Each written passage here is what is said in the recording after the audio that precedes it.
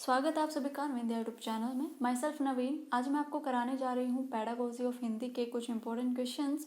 ये BEd first year के लिए काफ़ी इंपॉर्टेंट होंगे। अगर आपने भी अपना सब्जेक्ट हिंदी सेलेक्ट किया हुआ है, जो टीचिंग सब्जेक्ट है, अगर आप भी बीएड फर्स्ट ईयर में इंपॉर्टेंट क्वेश्चंस जानना चाहते हैं तो ये वीडियो शुरू से लेकर लास्ट तक ज़रूर देखिएगा।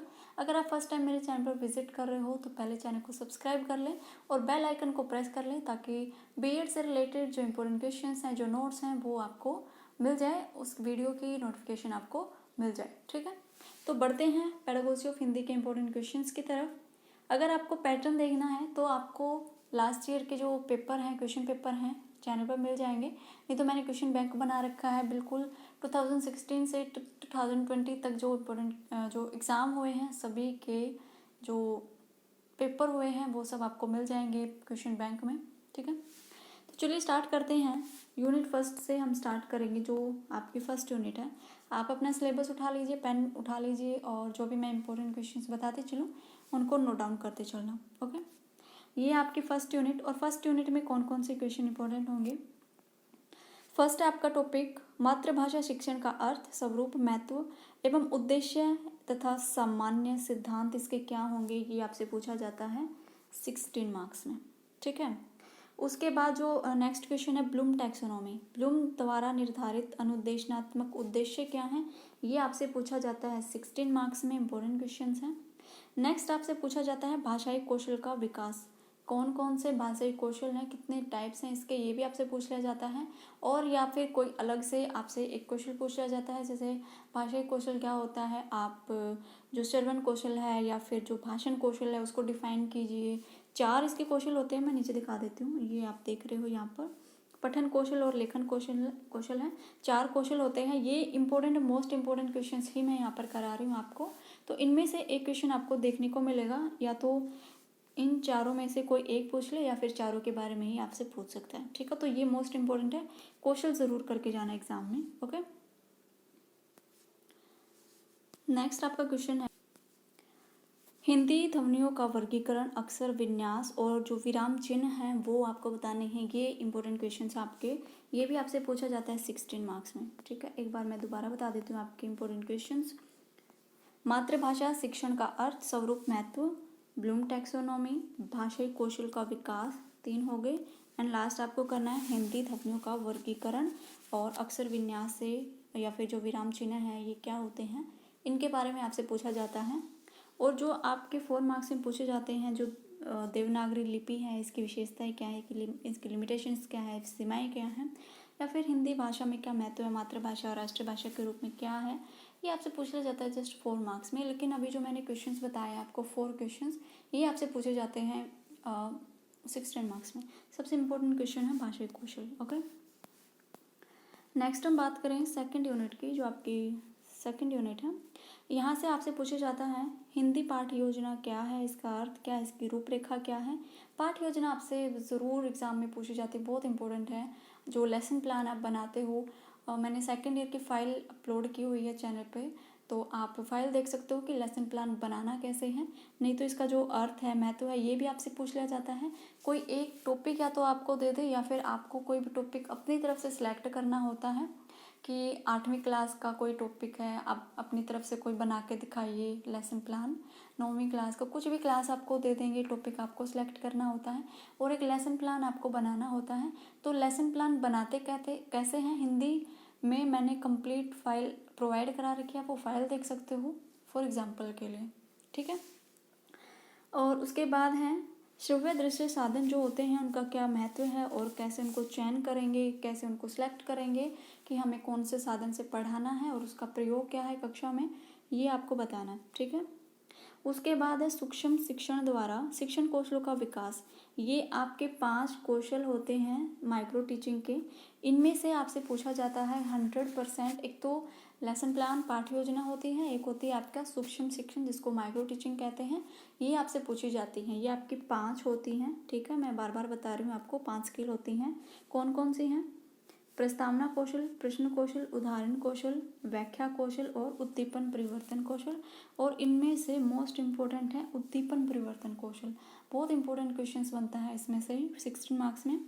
एंड लास्ट आप कर सकते हो हिंदी शिक्षण में सूचना तकनीकी की उपयोगिता और प्रयोग। ये आपके सेकंड यूनिट से इम्पोर्टेंट क्वेश्चंस हैं, ठीक है।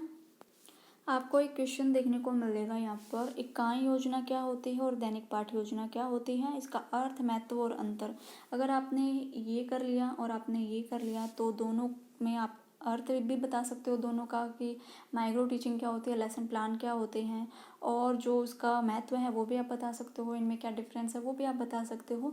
तो इसको अलग से करने की ज़रूरत नहीं, बस एक बार देख लेना, लेकिन जो अभी इंपॉर्टेंट क्वेश्चन मैं बता रही हूँ वो कर लेना, ठीक है। दोबारा बता देती हूँ, हिंदी पाठ्य योजना का अर्थ, महत्व, श्रव्य दृश्य साधनों का महत्व, चयन और प्रयोग, और जो आपकी स्किल्स हैं ये इंपॉर्टेंट है। एंड लास्ट में जस्ट 4 क्वेश्चन बता रही हूँ, इनमें से आपके मोस्ट इम्पोर्टेंट क्वेश्चन है जो आपको एग्जाम में देखने को मिलेंगे 16 मार्क्स में, ठीक है। उसके बाद है आपकी थर्ड यूनिट में कौन कौन से इंपॉर्टेंट क्वेश्चन हैं वो देख लेते हैं एक बार। फर्स्ट है आपका पद शिक्षण का अर्थ क्या है, उसके उद्देश्य क्या है, महत्व क्या है, विधियाँ क्या हैं और उसके क्या सोपान हैं, ये आपसे पूछा जाता है 16 मार्क्स में। और उसके बाद है गद्य शिक्षण क्या होता है, इसका अर्थ, उद्देश्य, महत्व, विधियाँ और सोपान, ये भी आपसे पूछा जाता है 16 मार्क्स में। अगर गद्य और पद्य में से आपको कन्फ्यूज़न है तो दोनों में से एक आपको ज़रूर देखने को मिलेगा, क्योंकि ये इम्पोर्टेंट है हिंदी के माध्यम से।